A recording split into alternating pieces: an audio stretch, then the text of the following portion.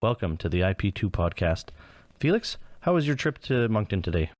Well, it's always sad to leave home, but I'm very thankful for the miracles of technology that I can still talk to you despite the distance between us and continue making this podcast. How are you doing? I'm doing all right. Just a regular Tuesday. Yeah, it is a little bit later than our normal recording time. On Sunday, when we normally record, we were busy making a bit of an epic journey up to Edmonton and back and having a lot of fun along the way. Yeah, we went up to Leduc for their RTN for the last one of the season, and it was a long drive. 2 cars made the trek. I guess technically 3, because Logan was already there, I think, in Edmonton. So we had about 9 people at the RTN, 9 or 10 people. Pretty good showing, I think, for 26 people at the event, and just under 50% was from a different city. Yeah, that was really good. And for the first time, you came up in my car. Normally, you hitch a ride with one of your close friends, Arthur, coming from the south of Calgary, but I guess you couldn't make it this time, and you got to experience what it's like to be driven up by me. How was that? Did you like it? You know what? I did, actually. I am the driver of my family and a lot of my friends, so it was nice to actually be a passenger for once and not have to worry about keeping a constant eye on the road and just be able to enjoy the drive. And from what I could tell, you were a pretty safe driver, so it was a enjoyable experience. Hey, I appreciate that. People that know me know I love to drive. I don't really love being a passenger. Maybe I have control issues. I just like to be in charge. It doesn't really mesh well with the amount of flying that I do. But maybe it's the fact that I can see where I'm going as a passenger in the car and always want to correct the driver. It's probably for the best for everyone that I just drive. Hey, it seemed like it worked well. So yeah, it was Sunday that we had the tournament. And how did you prepare for the big event, Shea? I didn't. This was really awkward for me. I couldn't really figure out what deck I wanted to settle on. So I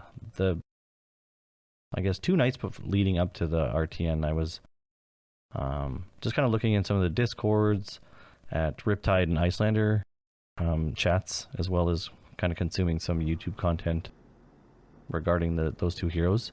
They were going to be probably my final choices. I did have Viserai, but that was never an option because somebody didn't bring a Crown of Dominion for me. You're again going with this Crown of Dominion story and blaming me for all of your issues again. I didn't say who specifically. You're just assuming that you were the guy because you said that you had one that I could borrow and then never presented it. So, but I didn't make that claim.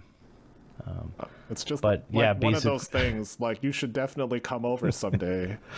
But exactly. Unless you make plans, it's never going to happen. Yeah. No, it was okay. I didn't need to take 3 decks and then finalize in the store like I did with 2. So, but that was kind of my really lack of prep. I felt very underprepared.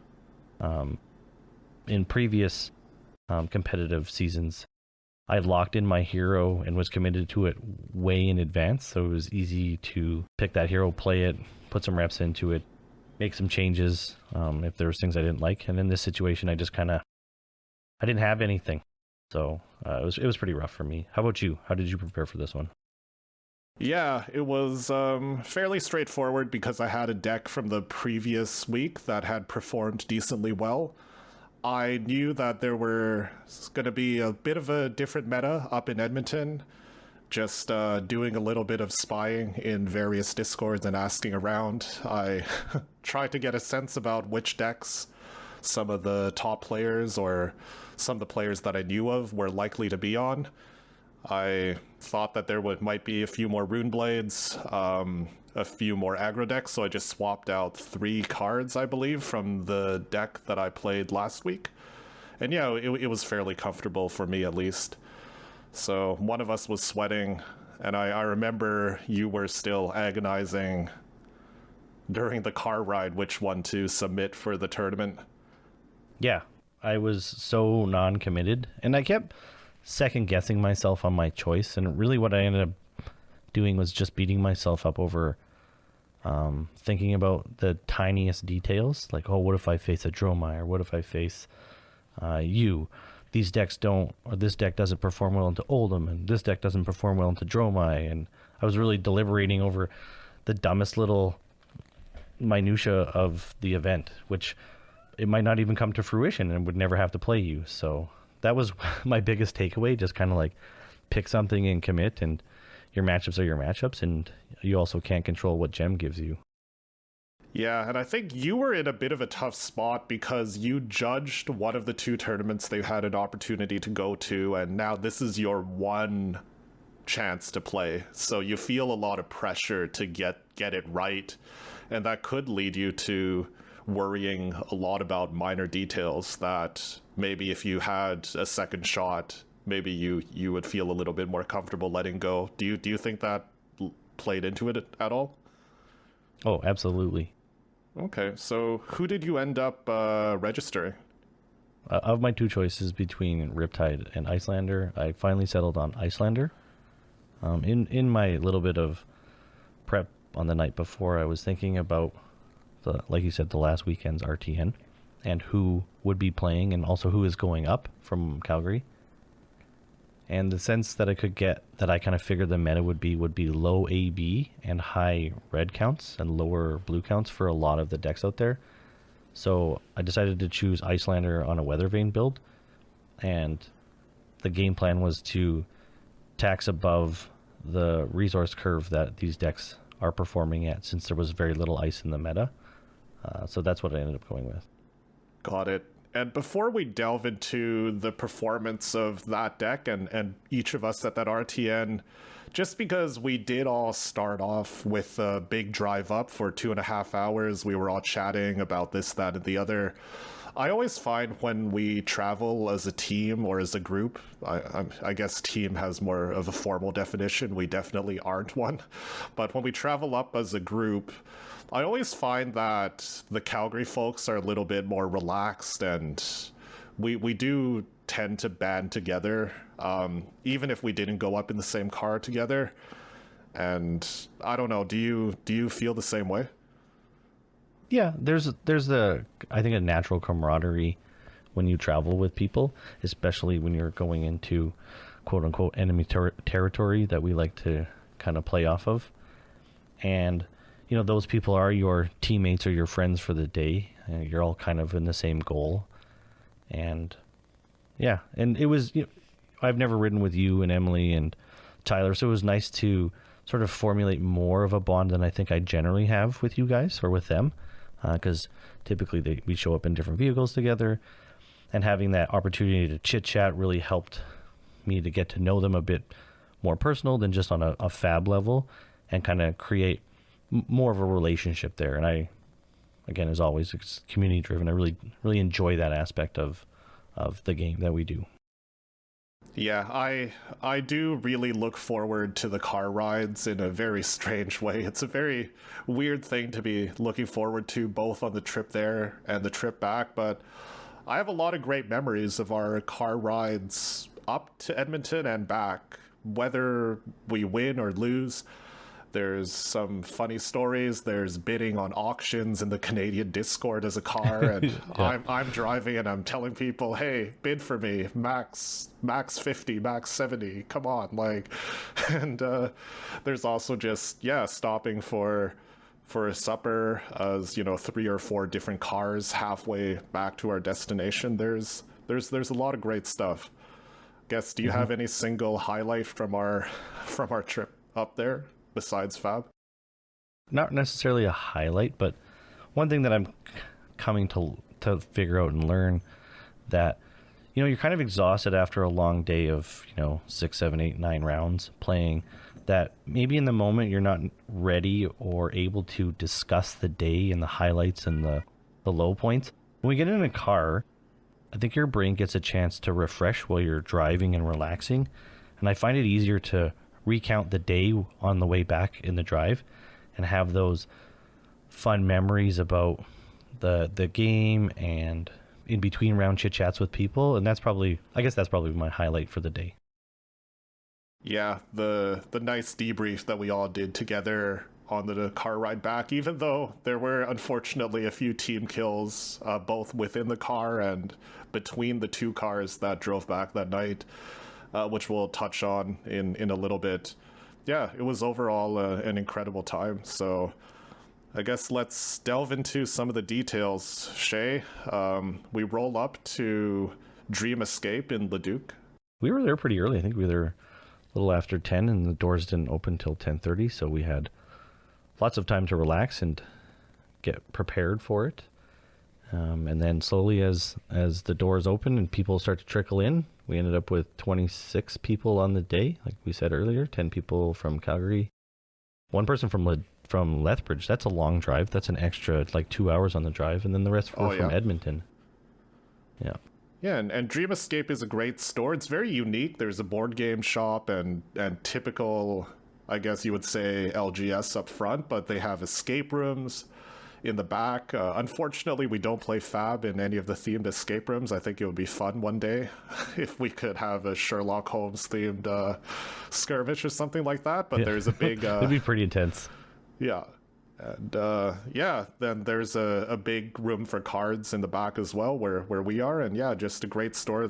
We've been up there for skirmishes, for the 1K earlier this year, as well as this tournament, and it's great. And it's also closer to Calgary than Edmonton by about 20 minutes or so that's always appreciated as well. Yep. Yeah, get there, just start seeing a lot of the locals from Edmonton, Andrew, Adam, Brandon, which are the 3 Pro Tour competitors, but also a lot of the other great community members that they have that are probably equally as good when they're on. Yeah, and there was a few people missing. I was sad to see that Kevin and Kale couldn't make it that day, so it was a little bit lighter in the original players of the Edmonton Fab scene. But yeah, so how did your day go once we started? It was actually a really quiet start. I felt like we just everybody was chilling in the room, and then Tyler came in and made a very short announcement about the rules level enforcement, and then we kind of got really right underway. How did your day start within the actual RTN? Game 1 was a highlight because I got paired against Sam, and this is probably the 3rd or 4th event that we've been paired early on in a tournament. He's from Calgary, so this was an unfortunate team kill, as you can say, and I got absolutely demolished. It wasn't even close. He double mountained me and when I had a significant life deficit, and he even flipped up a couple blues with his Ravenous Rabbles as he was playing Briar. So not everything went right for him that could have gone right, and he still absolutely crushed me. It was not a great way to start my day, but that's all right. We're resilient. We push on. How about you? Very similar situation, actually. I got paired up against Tyler, so he was one of the players in the same car as us. And he was on Azuri, and I was playing Icelander, and I was like, I should have a decent matchup into this. He's on a bunch of reds, no blues. I should be able to tax him. And, he applied a lot of pressure, and I couldn't find my windows, and when I did, he just always had a blue, wildly enough. But I can't even blame it on the cards, too, because he even got penalized, and I even told him this. Well, he knows this. He played 2 Ravenous Rabbles in the game, and he flipped blues on both of them. So ouch. I can't even say he high rolled me because he even low rolled. So yeah, but I ended up losing the first round, which it was unfortunate. But somebody has to lose at that point. Yeah. I remember round 1 was a lot of team kills for our little squad, and yeah, that's jumping ahead to round 3, because I think a lot of us ended up in the 1-1 bracket. After round 3, I think you were on the other side of the room, I believe, yep. But there were 3 straight tables of Calgary people just team killing each other, which was tragic. I was in the middle. Yeah. But that's all right. When there's 9 or 10 of you in a 26-person event, you're gonna see that. I guess. Yeah, it's bound to happen for sure. Any other highlights from, I guess, Breakdown Swiss? I guess in a nutshell, how did the rest of it go for you? Yeah, after the 0-1, I was clawing my way back. I started at table 13, and lost, and I stayed at table 13 in the next round, which I won. And then ended up playing Brandon, which was one of the, you like to mention, Pro Tour players. I was able to, he had a couple of really bad turns in that game in round 3. He was on Viz, and he was missing Sonatas, and it gave me a few windows to really tax him and shut his turns down. And I was able to take a win there. And then I ended up on table 3 for some wild reason at 2-1. And then so at round 4, I played into Kane, who was on Lexi, and we had a real rough start to our match. We're missing tunic triggers.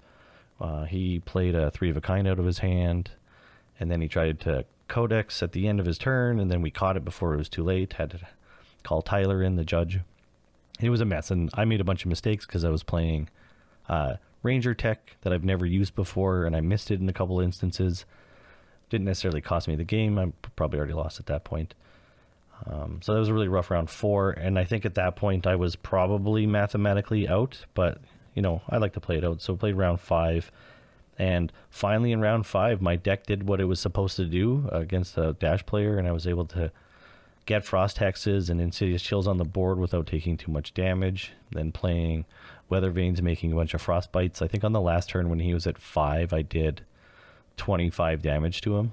Wow. So too little too late at that point in the tournament, though, but it did finally feel good, and I think the deck started clicking just a little too late.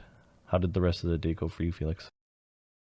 I mean, before we get into my run, I would just like to say you completely smashing or doing very well in your unfavored matchup of Dash, and unfortunately losing a match where you have dedicated tech.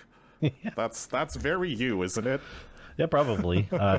Inconsistent would be a good way to describe me. No, it's just a little bit funny. You seem to have an eye for approaching unfavored matchups like Icelander into Dash in a way that works out for you more often than you would think. So, well, thanks. Yeah, that's great. Yeah, second round against Ranger. So, yep, executed my game plan, got the win. Round 3. Go ahead. I was gonna say you're pretty teched for Ranger at this point, right? Like you said, Ranger and aggro. Oh yeah. That's fairly comfortable for me at this point with this deck. Round 3, Tragedy of Tragedies. I get a rematch in the team kill rumble between tables 5 and 7 against Lane, who I talked about in the previous episode. Again, amazing player, amazing Guardian player. We had another epic game that I managed to squeak out a win in. I ate 3 full pummels to the face, ended up discarding cards each and every time, but I think as Guardian players, you know when your opponent took extra damage to send a pummel your way, so you can expect it. Yeah. And so I bet you, now that I'm thinking about it, because I didn't really see that you were playing Lane, I'm guessing everybody in the room was really happy to see the only 2 Oldhams playing each other. Something like that. Oh man, it was tragic, and it was, I think, after this match that Sam pulled me aside, and you know, Sam listens to this podcast, and we appreciate you and your friends very much, and he informed me of the prophecy and the story that in his mind, because he and I have faced each other so many times, he's absolutely smashed me in round 1 of the last few tournaments, but I have somehow managed to recover and submarine my way up to top cut while he ran into some bad luck later on, and he just told me that the prophecy might come true again, and just said, well, we'll see. And guess long story short, you know, we had some extra games there. There's 5 rounds of Swiss, and I did end up going 4-1 in the end. Nice. Yeah, making top cut again. Which is awesome. So congratulations to you for being able to do top cut 2 weeks in a row. That's quite an accomplishment. Yeah, like my goal for this season was to make top cut once, and yeah, doing it twice just is well over and above what I thought I'd be able to achieve. And yeah, incredibly thankful. Got quite lucky along the way in many aspects. So Nice. yeah. So I ended up finishing 3-2 in 10th. There was a few 3-2s that didn't make it, so that's pretty much the end of my day at that point. But you get to play Top Cut. So who was your first opponent in Top Cut? So car kill, unfortunately, between Emily and myself. And Emily played an excellent game. She got off a triple last-ditch effort at the end and was running a spicy boulder trap. She was on Lexi, right? So this is like Lexi Tech last-ditch effort? Yeah, it's incredible Lexi Tech, as Lexi can take advantage of the extra arsenal slot to pull off the triple last-ditch effort. But were you aware of this kind of tech? Because I had never seen it until you guys were talking about it. Oh yeah, like you're keeping track of your opponent's pitch, and I know she is for me as well. I meant prior to the day. Did you know last ditch effort was a thing? Oh yeah, she ran it against me last week too. Oh okay, I didn't know about it yet. Okay, nice. Okay, so the info was there. Cool. Yeah, and she had an unfortunate whiff on her quiver, which flipped up the boulder trap, which was face up on top of her deck, which allowed me to play around it. So definitely some bad luck there with the quiver on her end, but yeah, managed to get there. And in top 4, played against Lucas, another unfortunate Calgary matchup, but very, very happy to see, the people from our city doing well. And I was, again, very, very happy that he did so well. He was the undefeated person in Swiss, and I just have to say, from the very beginning, Lucas, who is a little bit newer to the game than someone like you or I, he's been a ninja player since day one, very loyal to Katsu in particular, and through the good and the bad, and he's just been grinding, and he finally got a epic result with the undefeated in Swiss and making it to the semifinals last weekend. And that just speaks to everything that we've been talking about for the last couple weeks, specialists having really good runs in these tournaments. Yep. And Lucas is a really a great example for that, like you kind of mentioned. And also it's really easy for us to track that.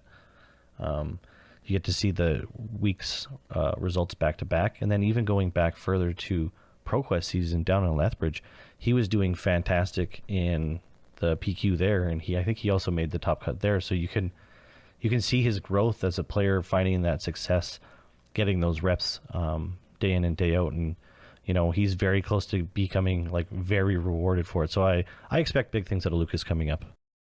Yeah, and if he does decide to go to Canadian Nationals with his invite that he now has, we'll be cheering for him for sure. Absolutely. Along with anyone else, from from Calgary and Alberta as well.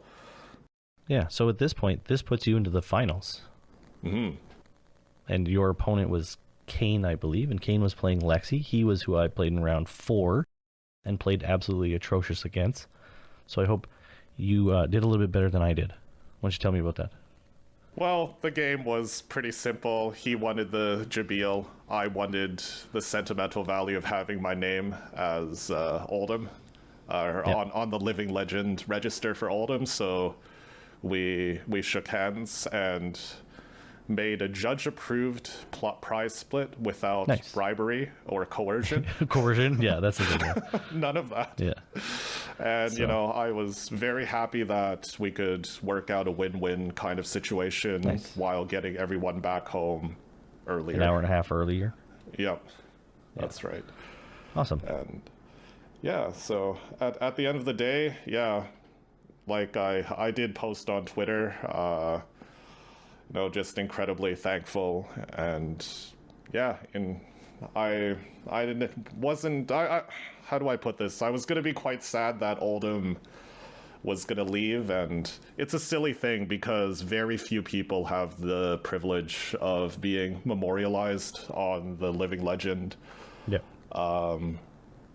whatever you call it, the register. Yeah, for a hero. Yep. And I don't think anyone deserves it, especially not myself. You know, there's so many really good players that haven't achieved this milestone. So yeah, I'm just completely overwhelmed with happiness, and very thankful that at the literal last moment, you know, I can get my name on there. Yeah, that's awesome. So do you have a plan to go forward here now that Oldham is not going to be around anymore? Are you going to go back to Bravo, or do you want to pick up something new that you haven't played? Yeah, that's an excellent question. And with the increased amount of time that I am spending focused on judging and keeping up with all of that and the podcast and all that, I'm really not sure. I think this whole Oldham streak has been quite a few instances of good luck and circumstance all lining up at the last minute. I'll just really take the next few months, especially before this new set release, just to enjoy all the different aspects of the game, explore different heroes and different playstyles, and who knows what the future holds. This sounds so sappy. It feels like I'm breaking up with someone, but that kind of is what it feels like. Yeah, it's a little bit sad, but we'll get through it. We'll persevere with. You know, I've been playing a lot of that song, "I Will Remember You." Yeah, it's nice. We'll get over it. Is it nice? It's probably sad. We should cut this. I can cut whatever you want.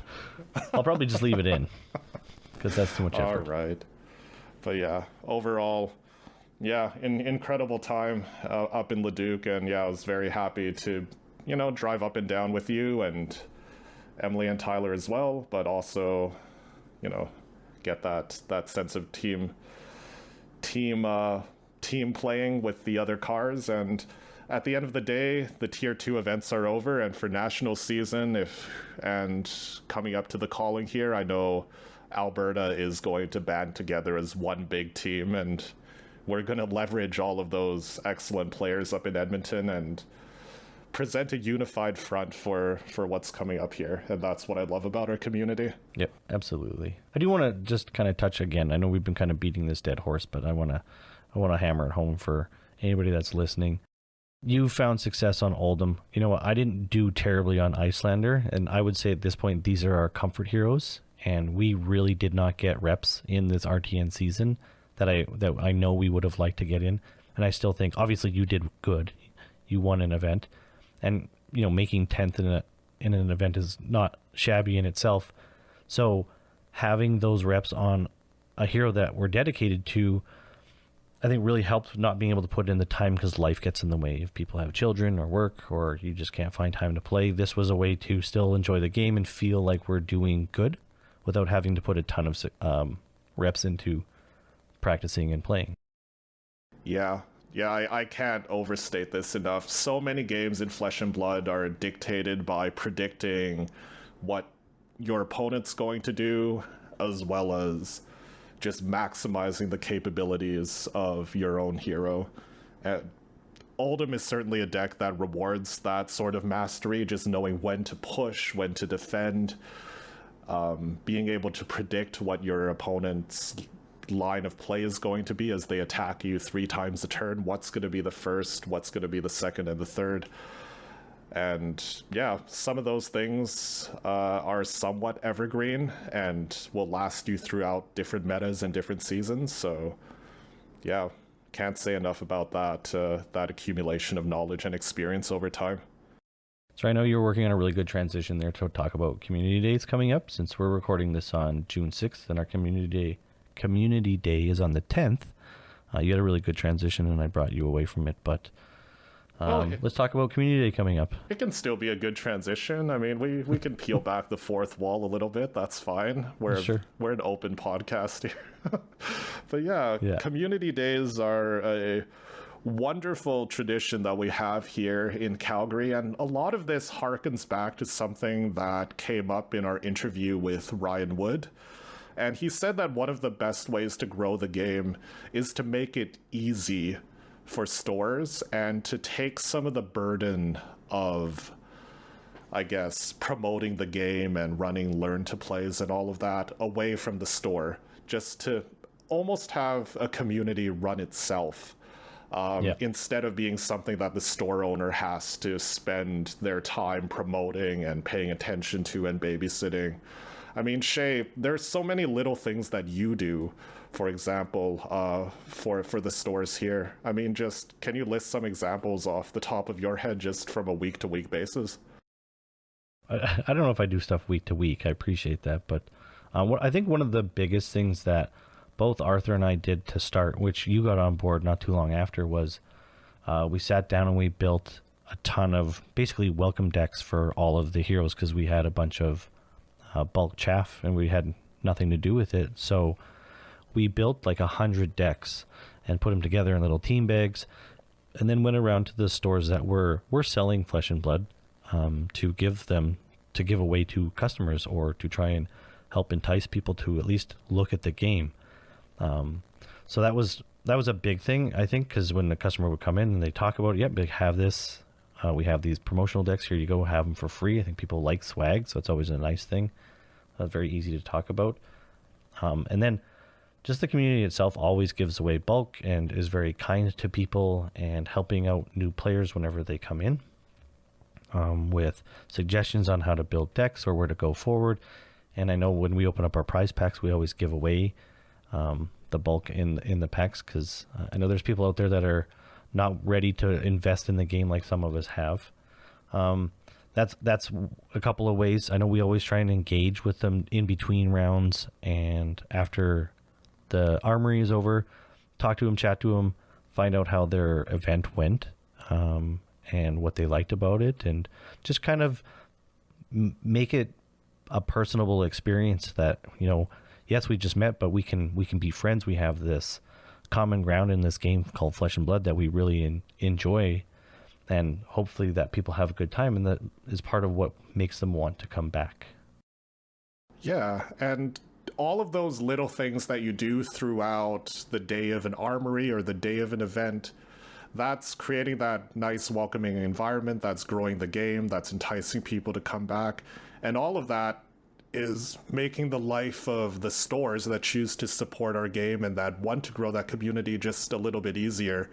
I know for both of us, even more simple things like making sure that, you know, if we're having a draft day, that, you know, we clean up after ourselves, that we're not just leaving wrappers and boxes and plastic like all over the place, and all the bulk is distributing to the new players or piled up neatly on the end of a table, and the chairs are tucked in. Like all that stuff is just little examples of how everyone in the community, it's not just you and I, it's really everyone stepping up to create this kind of environment. Sorry, I was going to say there's always one or two people at a table that clean up packs. Yeah. Which is super awesome. And it just feels nice for somebody to do just a little thing for you. And one thing that you kind of mentioned about us cleaning up and making sure that the chaff is neatly tidy on a table and not just a mess. The store is also part of the community.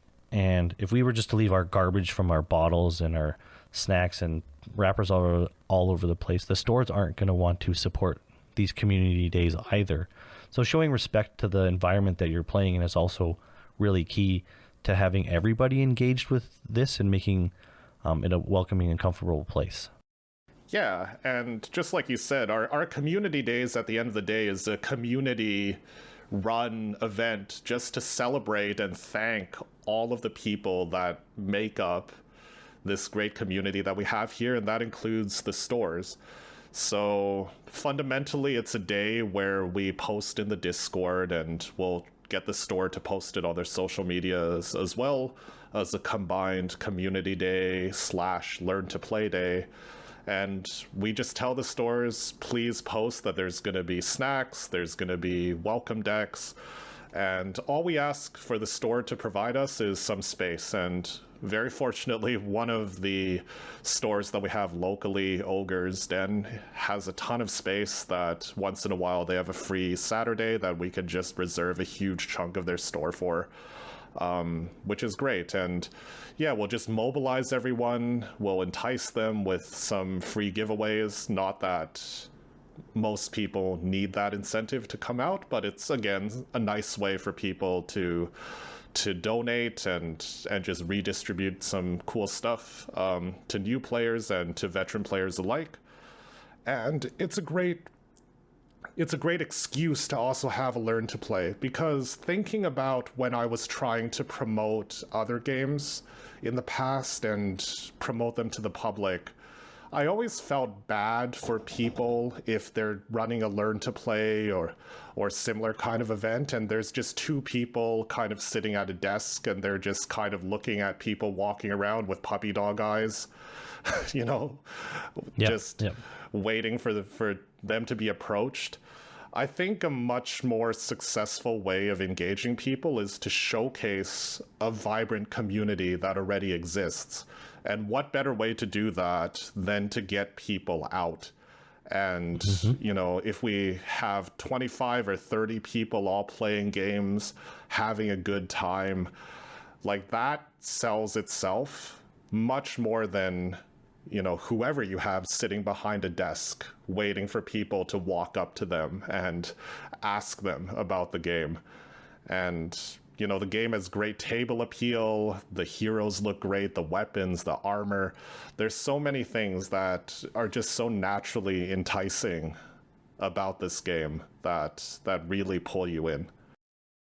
Yeah, you really kind of nailed it, I think, with starting with people already in the area engaged in the game.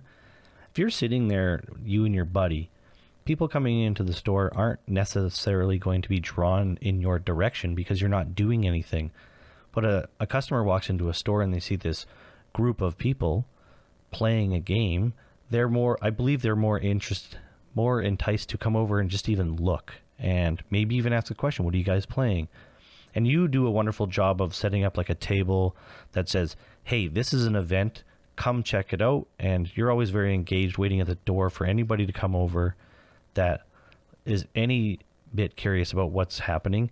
And so you having that front person to immediately engage with somebody, as well as having tables of people playing, shows that it's an interesting endeavor. And I think that's really good to bring people in. And also, you got donuts there and all sorts of swag hanging out. So you make it to be a production, like it looks like an event, as opposed to just two people sitting at a table with a couple of decks of cards. And it probably is that curb appeal, I think, also makes it easier for somebody to walk over and ask the question of what is going on, because then they don't feel like they're necessarily intruding on two people playing a game just between themselves. Yeah, and full credit to the entire community as well for, participating. And I think every single person that comes to a community day has said to me, I'm also willing to teach. And of course, if we have like 12 new people that show interest in the game, it can't just be up to you and me and the store owner to teach everyone, because people are going to come in at different times. Different people may be drawn towards different heroes. People are willing to take time out of their day to sit down one-on-one with a stranger that is not part of their community and teach them, spend time. And, it could take an hour or more to answer everyone's questions and to walk through hero selection and the basics of the game. And every community day that comes on by, I'm just incredibly thankful, and I'm reminded about how great our community is. It truly is a community full of leaders, not just people that want to sit passively by and wait for someone else to fix their problems, right? Everyone's willing to contribute in all these small ways. And it's not just you and I, like you were touching on it. The veteran players and even the new players that come out for those community days, they're just important to that community day as the people who are putting it on. Like when those people come out and spend their time to just jam games or even teach new people, like you said, that's so helpful and so important to show that this community is worth investing, new players' time into, and they wouldn't be as successful without those people showing up. So, thank you from us to all those veteran players or those people that come out to those community days already. We really appreciate it. And those people, you guys are helping grow this game in Calgary. One thing that I would love to hear from our listeners from other places all around the world is, what do the Learn to Play events look like in your area? Because I'm always looking for more ideas to make our community days a little bit more special. Or maybe you are just looking to grow the game in your area, and hopefully this little spiel has helped you out a little bit. Because I do think this is the best way to pull people in. Not employing the mall kiosk strategy of just grabbing people as they walk by, but really, showing organically, quote unquote, how fun the game is, what a great community we have, and all of that. And yeah, I'm really looking forward to this upcoming event in a few days here. It's a great thing to have right after coming off of a competitive season. Yeah, speaking of coming off a competitive season, do you have a tip for anybody that might be trying to start a community day around timing, something that might be a good time to start scheduling community days or looking into it? Yeah, and the number one tip that I have may not be obvious, but it's to work with the store. Schedule something far enough in advance with the store that you're not going to be squeezed into a tiny little corner of the place, and maybe the owner's annoyed with you that you're taking up space from another paid event. Just really work on your relationship with the store that's lending you their space to reserve a time that's far enough in advance that you can get the proper advertising, both from the store and from yourself, but also just to make sure that you continue to build on that symbiotic relationship. The next thing is, it would probably be better to schedule that day when we're not in the middle of skirmish season or PQ season. And potentially also, I'm a little bit mixed on this, whether it should be right at the time of a set release or not. I think there's a few arguments either way. If you do schedule it at the time of a set release, then you can really capitalize on a lot of excitement, maybe get an even bigger turnout. But at the same time, if you kind of schedule it during a downtime, then maybe you can re-engage some community members that may have taken a little bit of a break from the game. The timing of this event that's coming up here next weekend for us happens to be part of the group of this is coming at a bit of a downtime.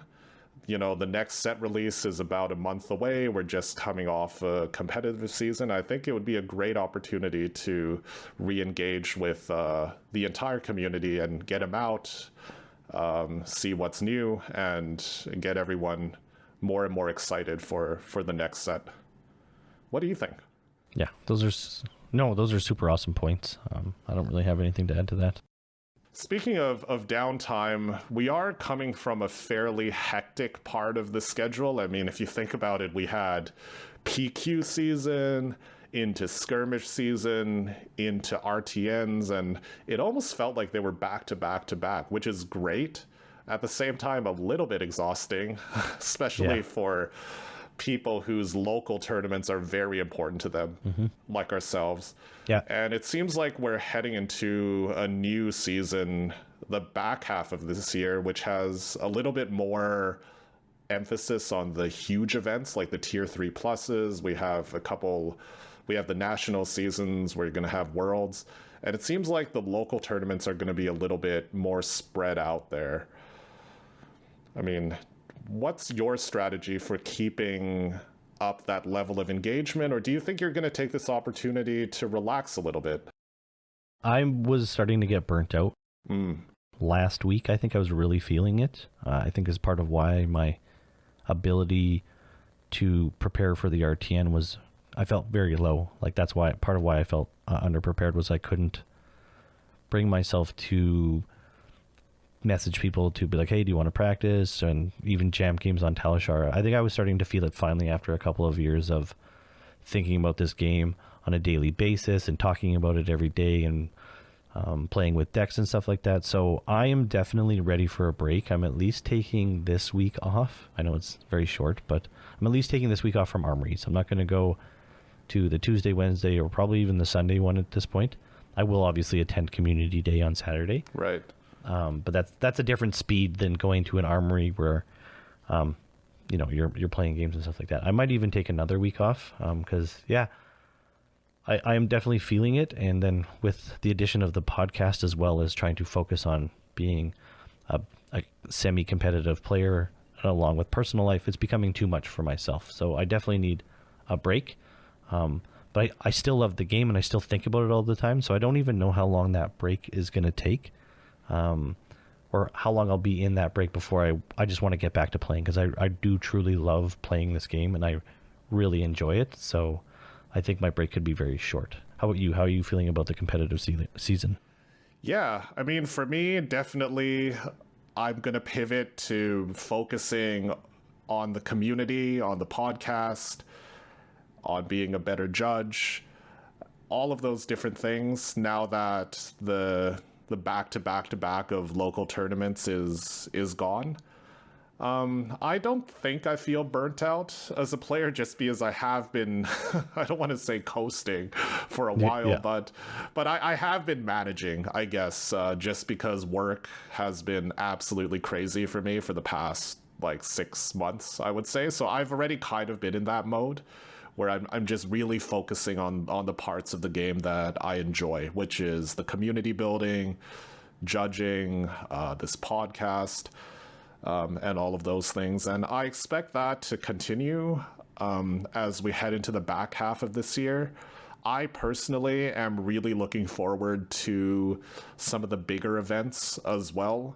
Like I am lucky enough where I think I'll be able to travel to Vegas. I will apply to judge there. We'll see if I'm selected. I'll be very thankful. Nice. Yeah, I'll be very thankful if I'm selected. But even if not, it sounds like a great time.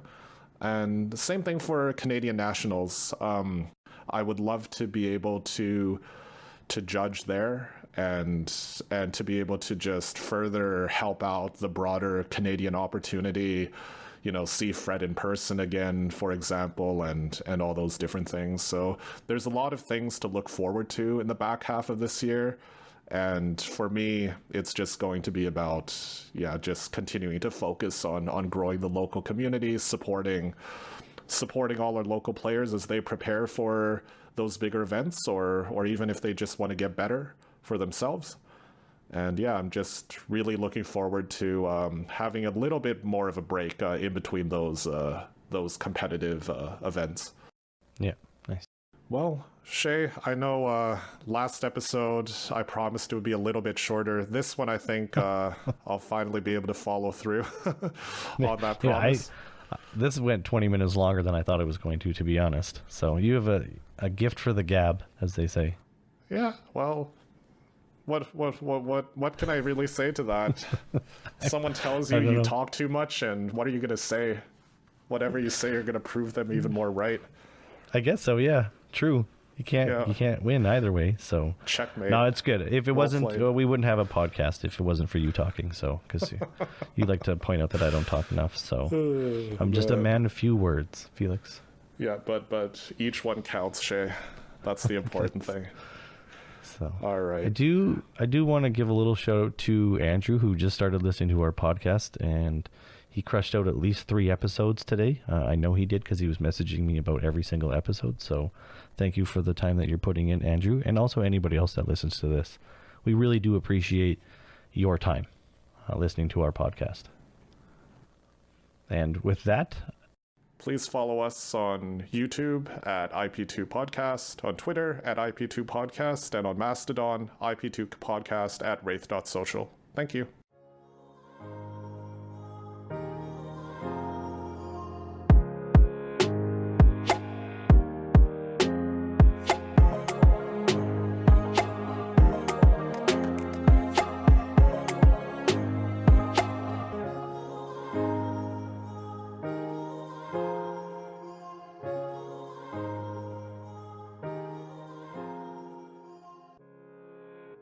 You're listening to the sultry sounds of the IP2 podcast with your hosts, Shea Ashby and Felix Chung. No? Do you want to keep it?